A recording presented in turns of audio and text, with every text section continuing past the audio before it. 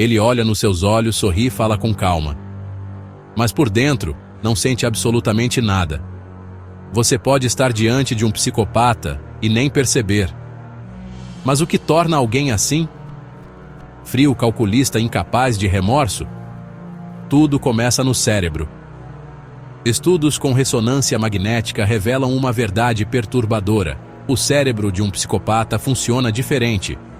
A amígdala, a região responsável por emoções como medo, empatia e culpa, é menor ou menos ativa. Isso significa que enquanto você sofre ao ver alguém chorando, ele observa, analisa, mas não sente. Não por maldade, mas porque o cérebro dele não reage. Outro ponto é o córtex pré-frontal, que regula o julgamento, o controle dos impulsos, a moral. Nos psicopatas, essa área mostra menos atividade. É como se o freio interno estivesse quebrado. Mas atenção, nem todo psicopata é um assassino. Muitos vivem entre nós, são líderes, empresários, políticos capazes de manipular, mentir e enganar sem um pingo de culpa. Essa é a psicopatia funcional. Essas pessoas podem ser incrivelmente carismáticas. Sabem o que dizer, como agir, como conquistar sua confiança. Mas tudo é uma fachada. Uma simulação de emoções, um teatro perfeito. E o mais assustador? Eles sabem que são diferentes. Sabem como os outros se sentem. Só não se importam. Alguns nascem assim.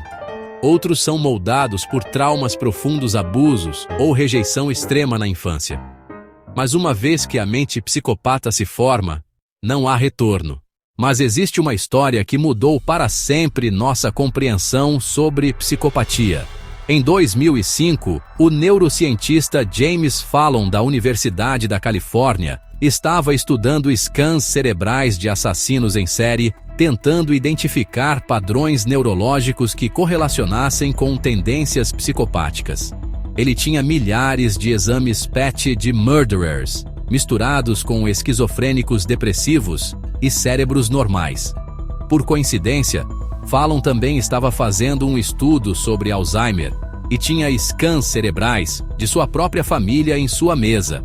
Quando chegou ao final da pilha, viu um scan que era obviamente patológico, mostrando baixa atividade nas áreas frontais e temporais, ligadas à empatia, moralidade e autocontrole. Sabendo que pertencia a um membro de sua família, Fallon verificou se a máquina PET estava funcionando corretamente, estava perfeitamente normal. Então, decidiu quebrar o código que impedia de saber de quem era o cérebro. Quando descobriu, teve uma revelação perturbadora. O cérebro psicopático na imagem era o dele mesmo. Fallon descobriu que tinha todas as características genéticas de alto risco para a agressão e os mesmos padrões anatômicos dos assassinos em série que estudava. Mas ele nunca matou, ninguém nunca estuprou, nunca cometeu crimes violentos. Era um professor universitário, casado, feliz, pai de família respeitado em sua comunidade. A descoberta de Fallon revelou algo crucial. Existem dois tipos de psicopatas, os bem-sucedidos e os mal-sucedidos. Pesquisas posteriores confirmaram que psicopatas bem-sucedidos, aqueles que não se envolvem em crimes, não mostram reduções significativas no volume de massa cinzenta comparado a pessoas normais. Já os psicopatas mal-sucedidos, aqueles que cometem crimes, mostram perdas proeminentes, especialmente nos núcleos basolateral e superficial da amígdala. Isso pode explicar a incapacidade dos psicopatas criminosos de aprender com punições, sua perseveração em respostas inadequadas e reduzido estresse e ansiedade que contribui para a socialização deficiente.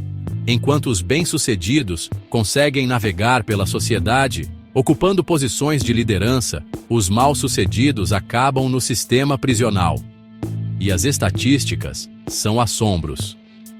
Pesquisas mostram que entre 4 e 12% dos CEOs exibem traços psicopáticos, uma taxa muitas vezes maior que o 1% encontrado na população geral e mais em linha com os 15% encontrados em prisões. Nathan Brooks, da Universidade Bond, estudou 261 profissionais corporativos e encontrou 21% com traços psicopáticos clinicamente significativos.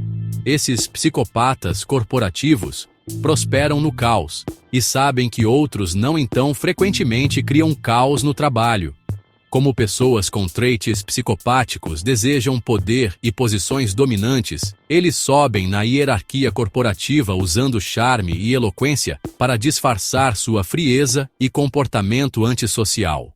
Mas talvez a descoberta mais perturbadora de todas seja que psicopatas não carecem de empatia, eles podem ligá-la à vontade. Em 2013, pesquisadores colocaram criminosos psicopatas em scanners cerebrais e pediram para assistirem vídeos de uma pessoa machucando outra. Inicialmente, as áreas cerebrais relacionadas à dor mostravam atividade reduzida. Mas quando os pesquisadores pediram explicitamente para os criminosos imaginarem como a vítima se sentia, o sistema mirror de neurônios ligado à empatia se ativou normalmente. Isso significa que psicopatas têm um interruptor de empatia que podem ativar quando querem, mas normalmente preferem mantê-lo desligado. Christian Kaisers, da Universidade de Groningen, que liderou o estudo, disse que isso mudou a visão sobre criminosos psicopáticos. A noção predominante era que eles eram indivíduos insensíveis, incapazes de sentir emoções e, portanto, incapazes de empatia. Mas a pesquisa mostrou que, quando instruídos, eles conseguem ativar a mesma reação de empatia que pessoas normais. Isso torna psicopatas ainda mais perigosos porque significa que eles entendem perfeitamente como outros se sentem, podem prever reações emocionais e usar essa informação para manipular, mas simplesmente escolhem não se importar. É uma frieza calculada, não uma deficiência emocional. Casos criminais reais demonstram essa frieza de forma aterrorizante. Brian Dugan, um assassino em série que estuprou e matou uma menina de 10 anos, foi o primeiro caso na história onde scans de fMRI foram usados como evidência em julgamento criminal em 2009. Dugan pontuou 37 de 40 pontos na escala de psicopatia, colocando-o no percentil 99,5. Quando testado em scanners cerebrais, Dugan mostrou anormalidades similares àquelas reportadas em outros psicopatas. Ele descreveu seus crimes com a calma de quem lê um manual técnico, sem demonstrar qualquer emoção, tremor ou arrependimento. Durante o julgamento, permaneceu impassível, mesmo quando condenado à morte. Dennis Rader, conhecido como BTK, torturou e assassinou 10 pessoas entre 1974 e 1991. Rader exibia características clássicas de psicopatia grandiose: manipulador patologicaliar, com charme superficial e completa falta de remorso. Ele tratava suas vítimas como objetos em experimentos, descrevendo seus métodos de tortura com detalhes técnicos frios. O mais perturbador é que Rader levava uma vida dupla aparentemente normal. Era funcionário público casado, pai de 2 filhos, presidente da congregação de sua igreja. Vizinhos o descreviam como educado e prestativo. Esta dualidade ilustra perfeitamente como psicopatas podem manter fachadas sociais enquanto harboring impulsos violentos.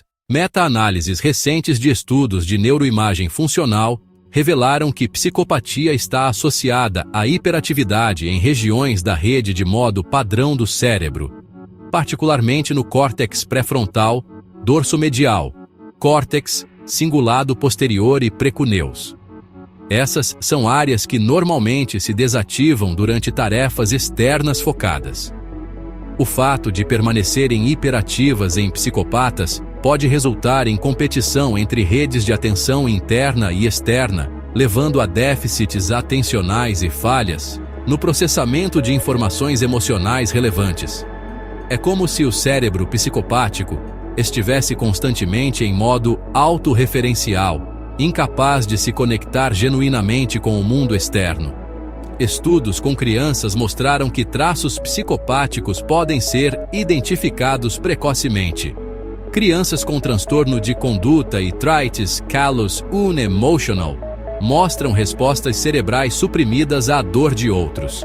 Quando visualizam imagens de mãos e pés em situações dolorosas, suas áreas cerebrais ligadas à empatia, incluindo ínsula anterior, córtex cingulado anterior e giro frontal inferior, mostram atividade reduzida.